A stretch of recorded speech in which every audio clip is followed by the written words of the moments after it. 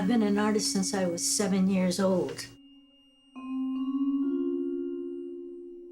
I like to draw and I like to observe nature and I like to observe human forms. I just am an artist.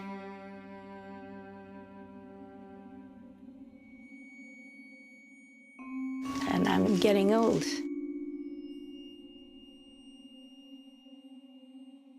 And I can't remember things as well as I used to. I was always an artist. That's all I want to do anyhow. It's very instinctive.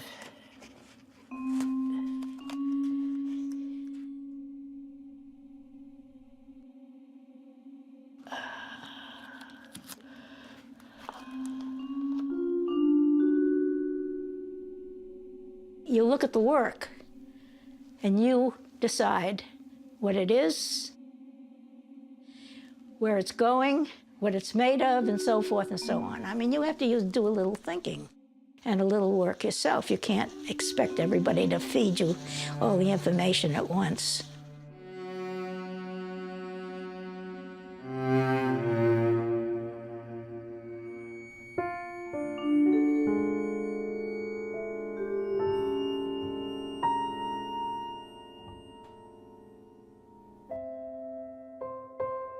When I first started, my parents set up a desk for me in the kitchen of our house in Providence, Rhode Island, and I would sit there at that desk and draw and draw and draw.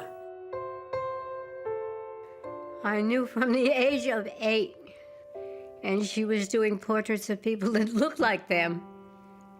It was amazing. Then when I got a little older, my parents would take me out to the country. They would sit in the car while I went out and did landscape paintings. My mother in her fur coat, my father with his cigar, and I would go out into the woods and paint and draw.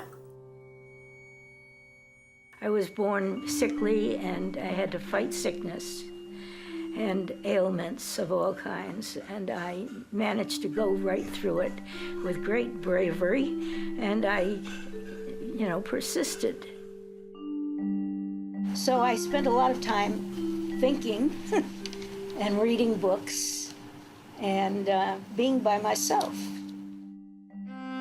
And the whole idea of being alone and having all of these reactions still in my head, brought about a lot of these works. She knew what she wanted out of life. She knew she always wanted to go to School of Design.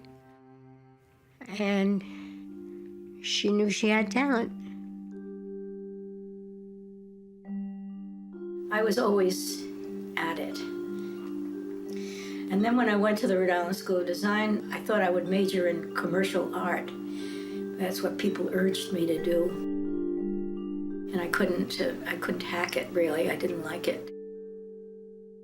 And so I immediately went into the painting department and was very inspired by the head of the department there and my teacher, John Fraser, who's no longer living. But he was very inspirational. He liked my work. He called me a colorist, and a colorist can handle color in a special way so that things happen. And he told the class that there were only 1 or 2 colorists who walk the earth at the same time. I had a Fulbright grant to Paris, and I had a huge studio rent-free because this was right after the war, and this Russian lady who owned the apartment house had to rent it in order to not have it confiscated by the state. So she let me and my friend, who was also a painter, live there. Picasso worked in that building. It was in Boulevard de Clichy in Paris. The family hadn't been over to Europe yet. And when she went, we were very impressed. And we loved seeing the work she did. She did beautiful work.